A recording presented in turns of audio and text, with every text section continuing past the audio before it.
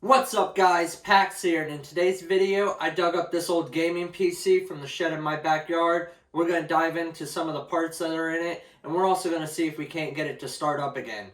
So let's get into it.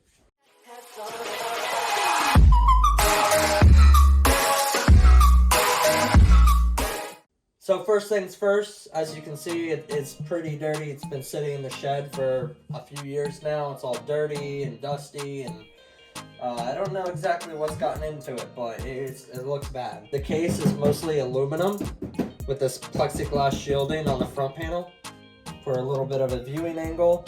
And then you have this door trigger right here with a lock.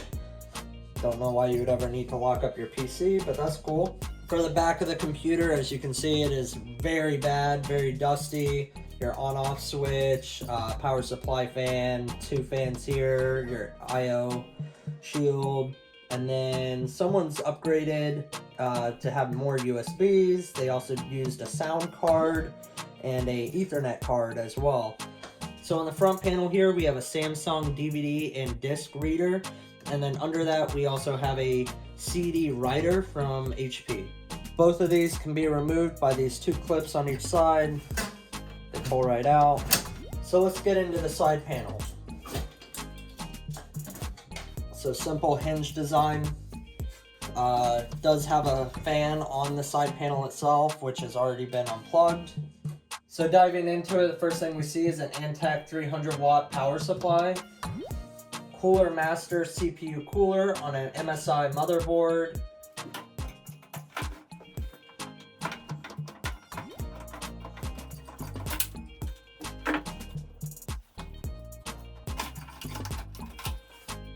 So now that we have the graphics card out, it's a Radeon 9 550 XL. It's not much to it, it's a pretty old card. And then down here you'll see you have your sound card, your Ethernet card, and your extra USBs that were added to the PC as well.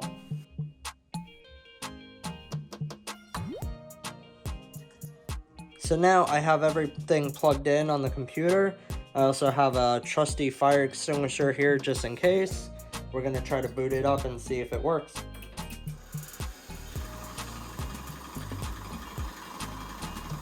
Yeah, that's a great sound.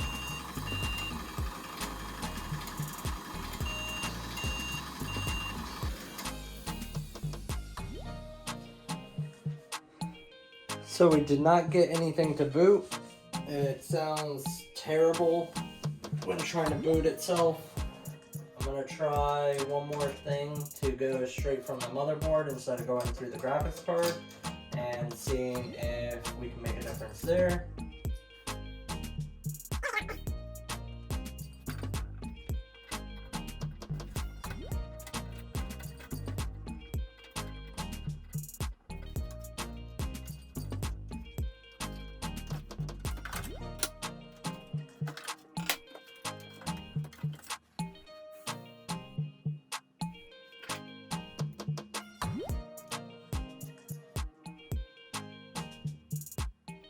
So another little interesting discovery is it actually has 3 different sets of RAM in it. These 2 are Kingston KVRs, but 2 different sticks, and I have no idea what this one is.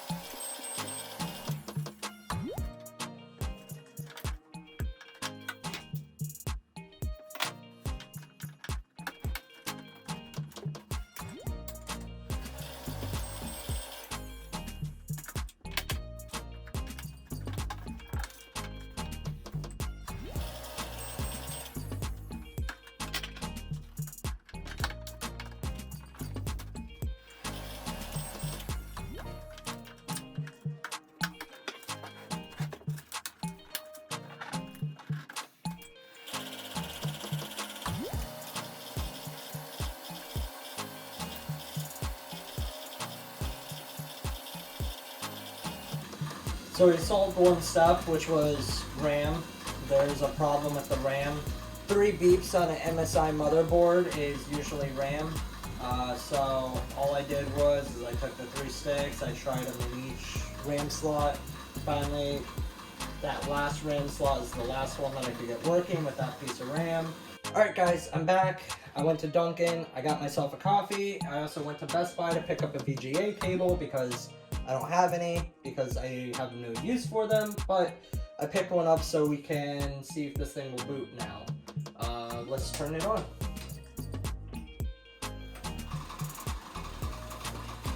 Alright. Oh, there we go. Let's see. What's going on? 2001 was the BIOS date. Uh-oh.